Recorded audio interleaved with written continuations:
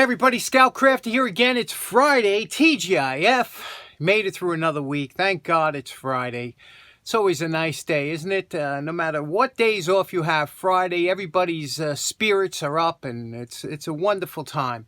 So with that, let's get started right away. I got a bunch of things I want to get to today, stuff to talk about. We'll make it a little bit of a mosh on Friday. Let's get right to it. First of all, remember Wednesday we did this nice pry bar, which was just fantastic, but a couple people got on me right away. This is Crook's Co-op. But in my defense, okay, in my defense, this is Coop. That is Co-op. We don't have any co-ops here, so to speak, in businesses. We have co-ops in apartment buildings and things like that where people have cooperatives, but we don't have any cooperatives as far as businesses. Obviously, there's no seed or agricultural in New York City. But anyway, that is, I guess, Co-op, and the guys from the Midwest picked that right out. However, I said coop because this is, pigeon coop, chicken coop. You wouldn't have a pigeon co-op, although my pigeons do want to unionize. Secondly, this is another one of these. You see here, like I said, there were so many of these made, the advertisement bars. You could see here. Here's one that isn't restored. But look at this. I found it interesting. This one still has the red in the letters. This one here is Funk's America's Greatest Hybrids. I guess that's seed, a type of seed, hybrid seeds. And this one here, again, in good shape. When you find them in good shape, you pick them up. I didn't do anything, but I was interested to know that they did come with red in the lettering.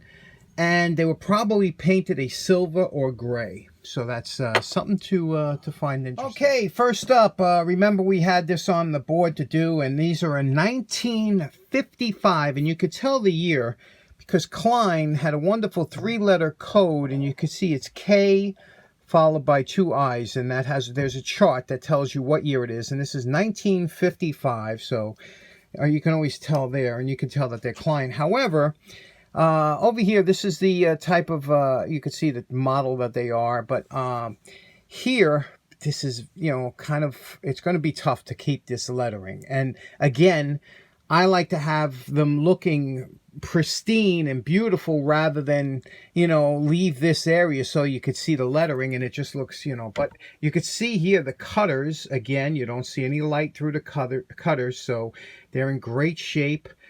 This is the New England style. The New England style had a curved system. It was very curved, and a lot of guys like that. A lot of electricians went for the New England style compared to the standard type of head like this. They called the regular linesman's head. And Tony Sheerness had asked a question. He says, how come some of these do have the facets on there compared to the other ones? And that is these facets, and I found this out, believe it or not, from a buddy of mine from Scott's Tool Thoughts. Great guy, Scott. And actually, that's how I met him. But, these facets here were designed, and they come a little bit sharp from the factory because they were designed so that if you cut a piece of electrician tubing, like, here, this is electrician conduit, and anytime you cut it with a hacksaw, you're always going to leave a little bit of burr on the inside. And these were meant that you could place this in here and turn it and get rid of some of the burr using this here. I could never do it because it just totally screws up your pliers. But again, a plier is a tool, and in a pinch, there's a deburring tool that's better for that. But in a pinch, these facets will act as little deburrs that you could stick into the tube, press in and turn it, and it'll deburr the tool. You'll notice I don't want to do that with these because, I just hate to use that for that. But that's what they're for. Now, the New England nose is curved, and it's not, it's not really, you could probably do a little bit deburring, but because it don't have them sharp corners, it's not really meant for that. But most electricians do prefer the New England style nose. Okay, we did a little wire brushing here. We removed the paint that was on the handles. Always love to see paint on the handles because it protects it. And You can see what we're dealing with here. We have a little bit of pitting, and it's nothing. Nobody banged on this. Somebody, whoever had this, used it properly, and they didn't use it like a hammer. And so that's always nice. The jaws looked beautiful. Again, very little wear. Klein is among the best pliers I think made. But here's the issue. The stamping's not that deep on this, you know, and it's a lot of worn, so it's going to be tough to get this. You know, the man is gone on the pole. You can't hardly see that. So, you know, but it's got to be nice, yet we want to try and keep it. We'll see what we can do. Sometimes you can, sometimes you get lucky, sometimes you can't. And, but again, I love this profile because it's so nice and smooth. And being that I would never use that to deburr a pipe, I think this would be my go-to style, the New England style. Let's see what we can do.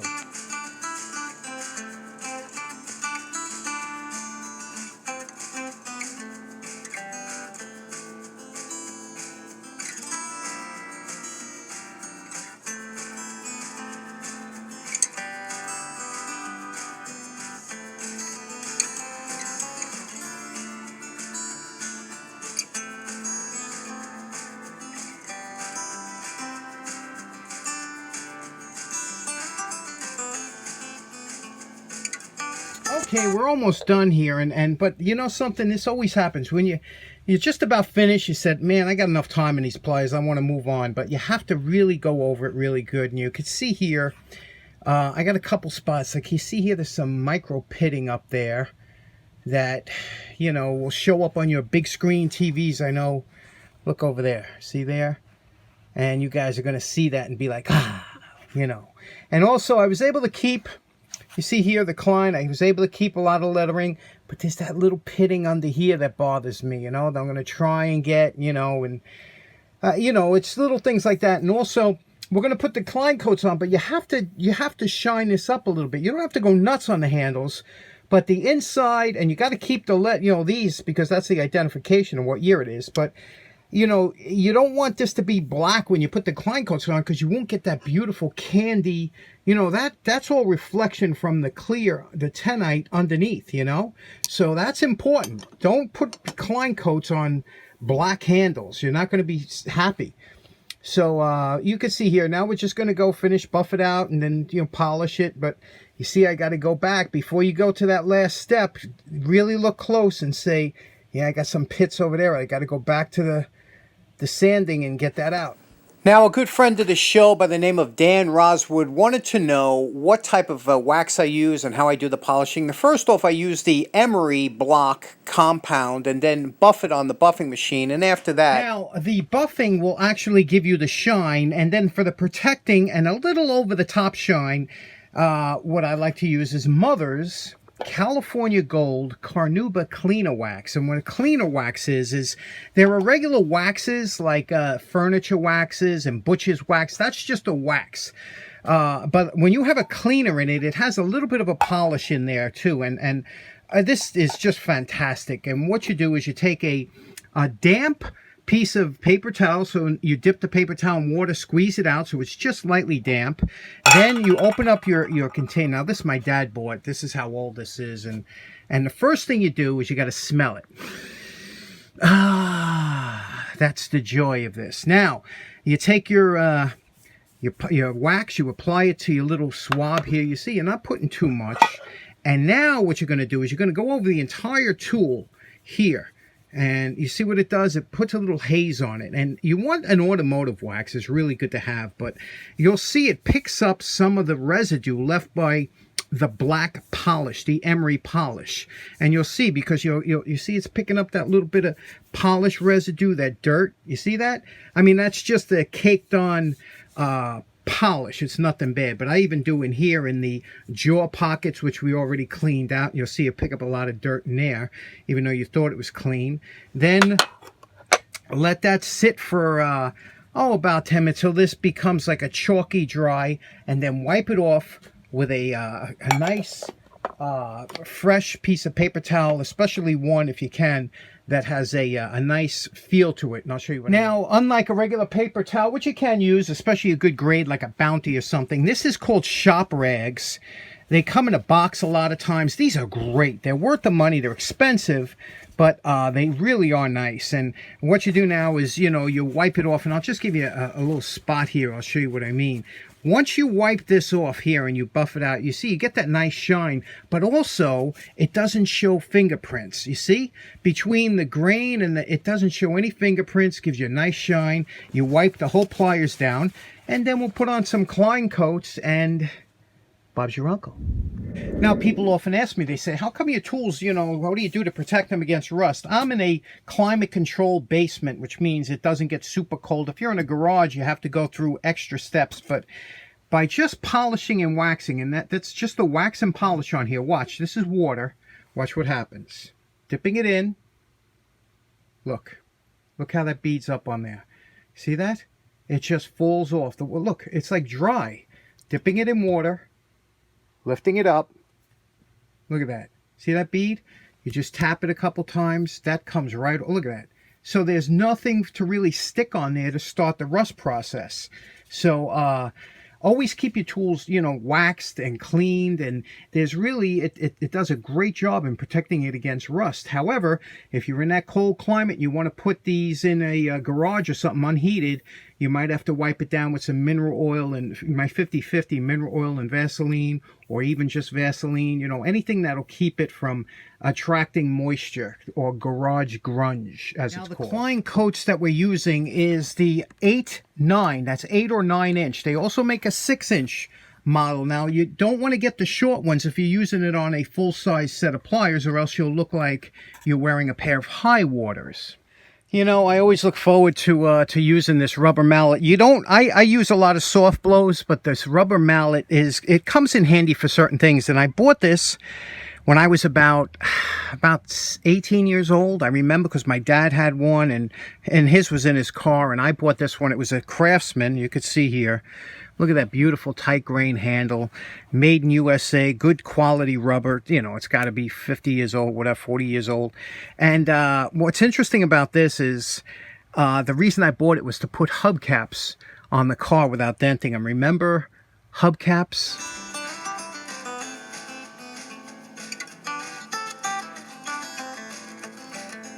Now, you know my favorite part. Remember what these Klein pliers look like before we started. And we're calling this project done. Oh boy, who doesn't love a nice pair of vintage Klein 1955 with these beautiful tenite Klein coats on there? That just makes it, doesn't it? Let's take a look at how it looks here. As you can see, we got out all the pits. We were able to keep all the lettering. The only thing we lost was a little man on the pole because he was just too faded, but we did keep the lettering on there. Klein, and it says Chicago, USA. So that's a win-win whenever you can keep that. Everything came out buttery smooth, you know, on here. All finished. Everything looks good. You know, it's funny, I didn't even try, because whenever they touch, I didn't even try and cut it yet. So let's see if we can't get something and try the cutters out. Okay, here we go. We have our Telltale zip tie. Is always fun to, and you could hear that snap, and it shoots it across the room. Look at that.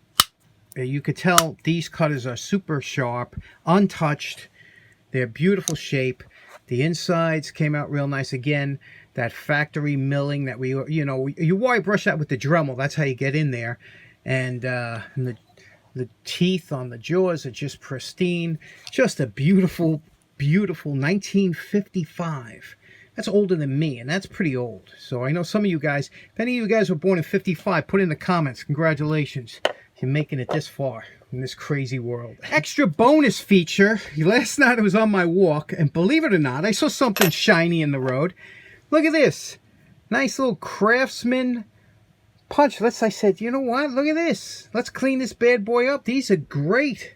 Nice size. And there we go. That's just a wire brushing. Look how nice that came out, huh? And, you know, I know some people say, oh, you could bring it there and get a new one. But to me, that's just like stealing, you know. I didn't buy this. If it gave me a problem and I bought it, I wouldn't have a problem getting a new one. But, you know, this is a gift from God. Look at that. How nice is this, huh?